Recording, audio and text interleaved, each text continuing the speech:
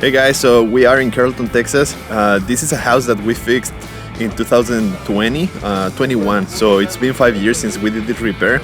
I came here to do a warranty inspection, and the elevations are pretty much the same as when we did the work, but the customer is being told by her handyman that is fixing the walls that no, the house is moving. So I actually inspected the house 2 times, like 6 months ago and then about a week ago. The elevations are exactly the same, minimal changes like within a quarter of inch, but this other guy keeps arguing that the house is shifting. So we're just here to open the hose, test the pressure. We should have, these are concrete piers, so we should have at least 7,000 PSI. We will test them. If they're within that, they're fine, as expected, but we will discover that, and we may also install another line of piers so they don't argue that our work is defective. So we installed 21 piers. The area that they're claiming is shifting is this corner, so we're gonna open 5 piers, test the pressure, verify it's above 7,000. With the concrete piers we couldn't reach the 10,000 PSI because the house was going up, but yeah, we're just gonna test that up and see what's happening.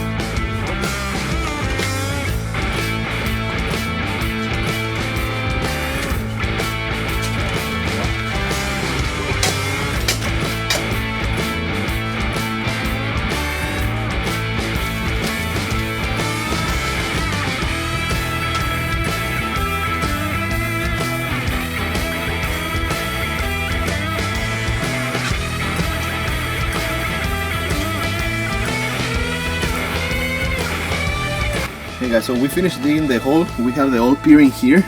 So as I mentioned, these are all concrete piers.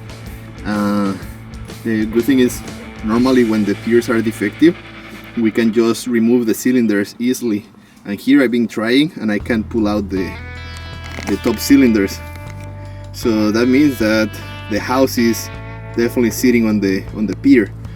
When the piers are loose, it means the house is not sitting on it. But in here, it's definitely loading the weight of the house.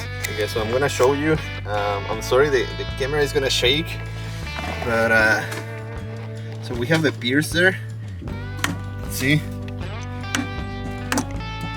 can't really move it.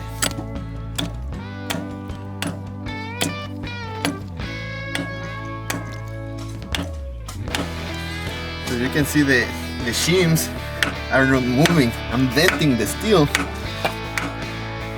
Another good thing in here that I can show you is, see the surface rust?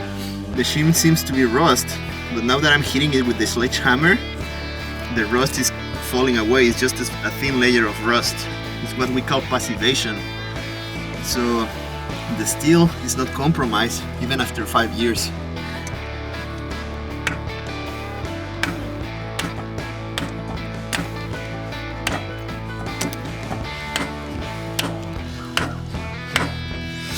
So you can see that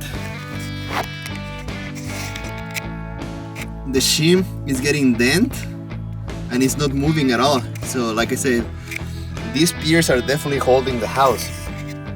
The weight of the house is being transferred to the deep soils where the pier is sitting. If they were loose, then that will be a sign. If they were loose, that will be a sign that they lost some pressure or something.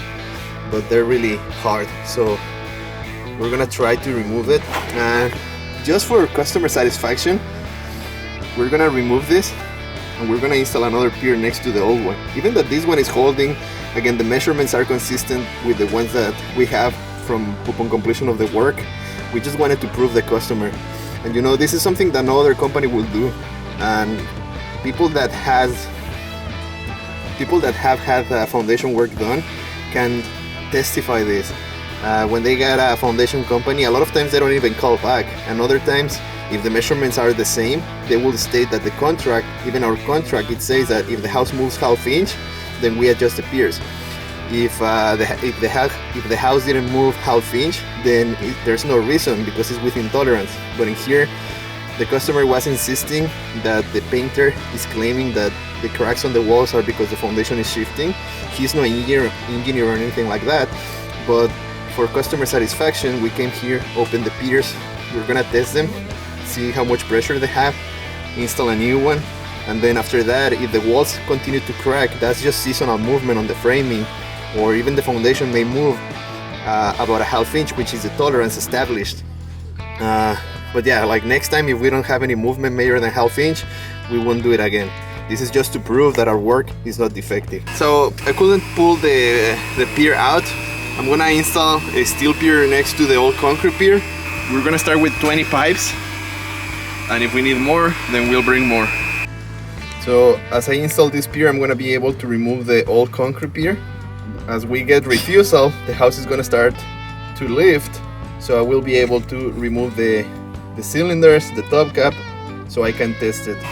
So this is the first pipe. We have the friction reduction collar, the tip at the bottom, a ram. We're gonna start pushing it down.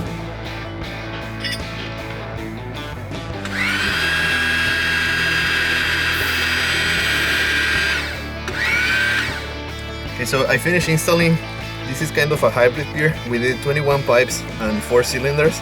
This is the old concrete pier. I'm just starting to test it. And it's just lifting the house, so I don't want to push it more. I know that it's good enough, so I'm gonna lower it. That's it. So this one is good. We're just gonna shim it. So after testing the piers, since we know they have 8 to 10,000 psi, here I only reached 8,000, but I didn't want to try to push more, because as soon as we put the ram and test, the house started lifting and everything inside has been remodeled. So I don't want to create any damage. The customer installed marble floors, so I don't want to crack them. So yeah, we're just gonna shim the piers. As shown in the video, they have a lot of pressure, and also we installed the steel pier next to the concrete pier just in case. That's kind of a protection, prevention. So we know that if the concrete piers were not really shifting, then it's very unlikely that the concrete pier, it's very unlikely that the steel pier is gonna shift. So we finished this one. We're gonna start backfilling. This is taking us a little bit more than expected, because since we're installing the new piers, the steel pipes are reaching like 25-26 feet deep. So it's about an hour to push the pier, the new pier.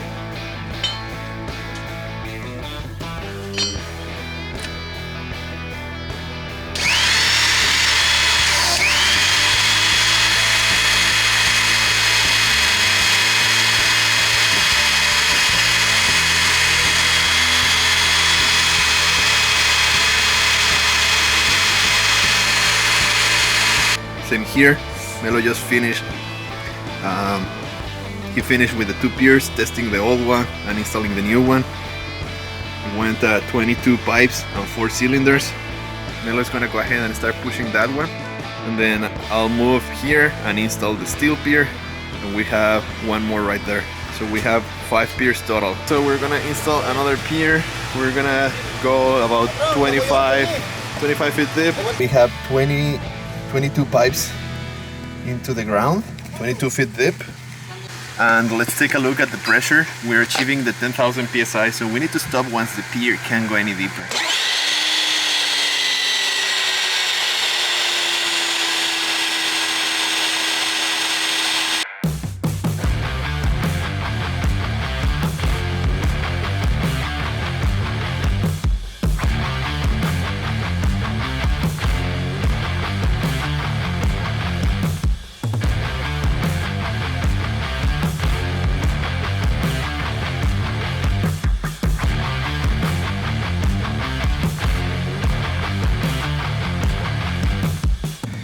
Now, once the pipe has stopped going down and we have 10,000 psi, we got refusal, then we're gonna set up the top cap. So the steel top cap inserts into the pipe and it goes all the way down. So we have one pier now, it's all a solid piece. So now on top of the steel top cap, we're gonna shim the piers. We're gonna shim with concrete cylinders.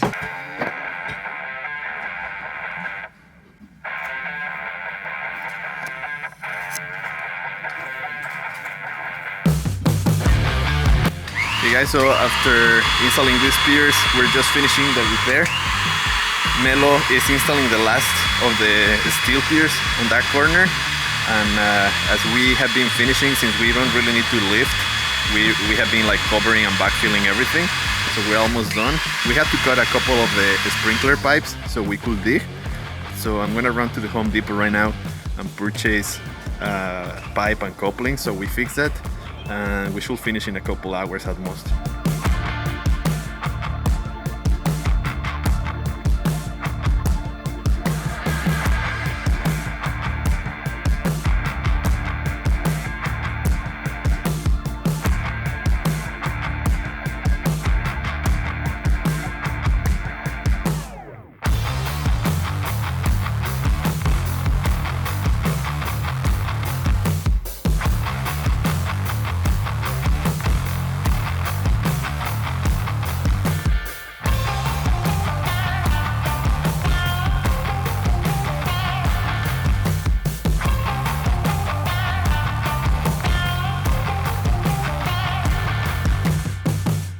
Okay guys, so we're done with the repair and this is how the finished product looks like. This house is now secure.